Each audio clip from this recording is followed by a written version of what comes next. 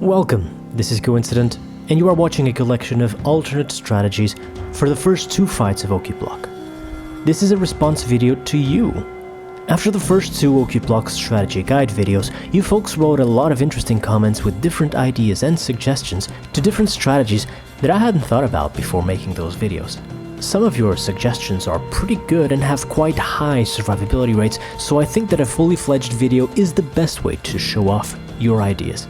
Keep commenting, folks. There's great value in the collective brain knowledge of the whole community, and chances are high that some of you will find original ways of beating these fights that I never even thought about.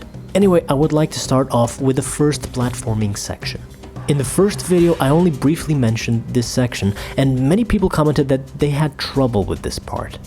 So let's go into a bit more detail. The most important tip here is to jump in between the edges of these crosses and not in between the cavities, which might cause you to fall down. If you do fall down, no big deal, you've lost mostly 10 seconds. Try again and practice some more. This is a section where practicing pays off a lot. After you build the muscle memory to pass this platforming section, you will get it right 99% of the time. SR40 is your friend here, which means pressing forward and strafing at the same time. This gives you a considerate speed boost, but you need to get used to aiming close to the edge of the status bar. That's where you're going. It's possible to do it while just pressing forward, but it's more difficult. Another important tip I can give you is, after the first jump, never stop. Stopping will make you lose the speed you've built up, and worse than that, if you take too long, the imps might steal the space of your landing spot. In summary, get used to the SR40 movement, jump from edge to edge, and never stop. Adjust your angle after each landing and try to follow this path. Practice makes perfect.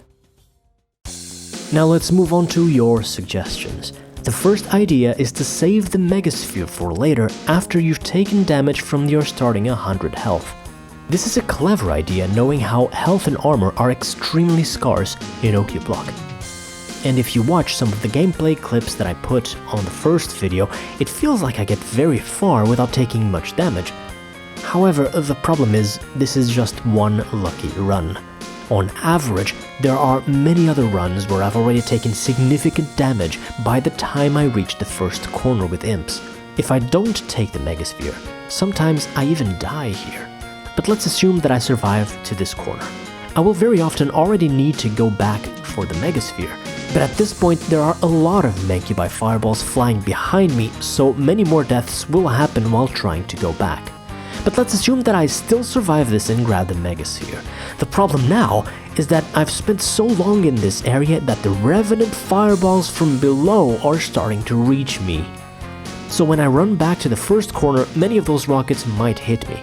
Now they won't kill me because I've just grabbed the Mega, but I will risk losing a lot of health and armor, which ruins the whole point of saving the Mega for later in the first place.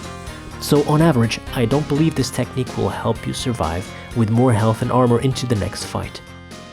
Thank you for the comment anyway, this was worth a shot.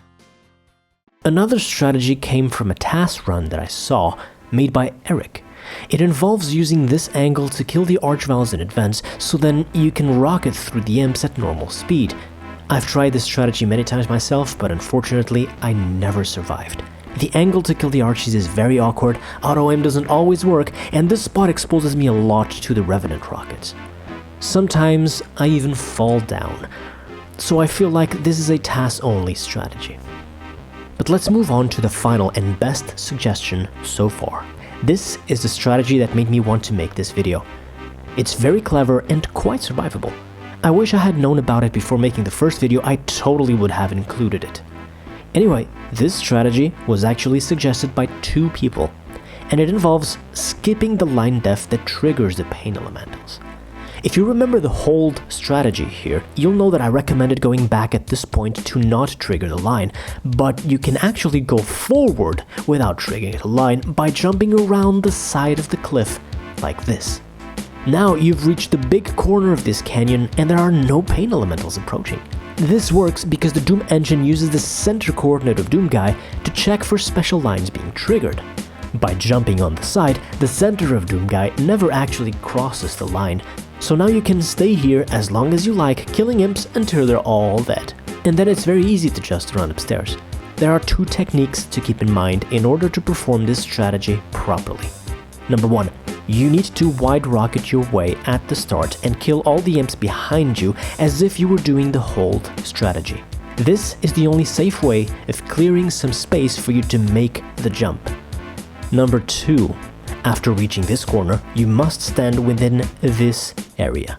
This is where the Mancubi fireballs will never hit you, so you only need to worry about dodging the imp fireballs. I like to grab only 2 boxes of rockets from this side and never grab the third, which serves as a visual marker of how far I can move.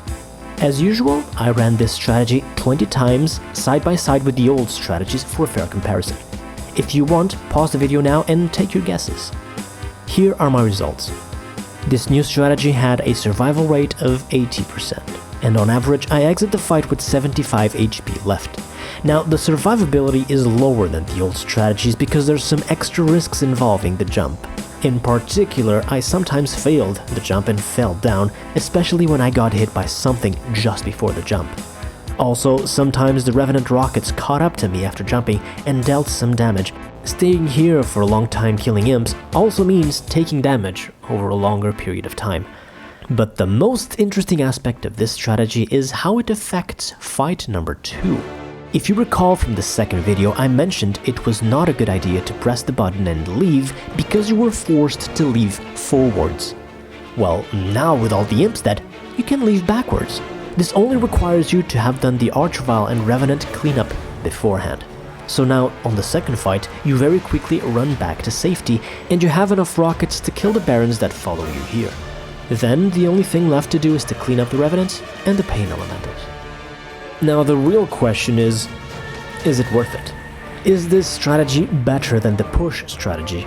Well, considering that you can leave the second fight early and maybe make that one 100% survival, which means you gained 5% survivability there, you still lost 10% on the first fight, so I don't think it's a worthy trade-off. I didn't recalculate the damage taken on the second fight, but considering you take more damage on the first one, I also don't believe that it's a gain. As for ammunition usage, this strategy has the advantage of not wasting rockets on the imp staircase. But on the other hand, you'll need more rockets to kill the Barons and you didn't punch the imps, so ammo-wise, it also feels about the same. Finally, in regards to time spent, I do believe that this strategy is the fastest, safe way to beat fights 1 and 2, especially because you do not have to punch the imps. The difference in speed is not huge, because after you kill the Revenants, you need to move back and trigger the Pain Elementals, which are very far, so you still need to wait a little bit inside the prison until the Pain Elementals are close enough for rockets and plasma. But despite that, I do think you save time overall. Personally, I still believe that the push strategy is the best for me. But as always, this is very subjective. If you're curious, try the strategy yourself and see if it suits you. This is definitely a very clever and interesting strategy that was totally worth exploring in this video. Thank you everyone for your suggestions, and for everybody else watching the future strategy guide videos, don't hesitate to share your ideas. You never know when you're about to find gold. That's all folks. See you later.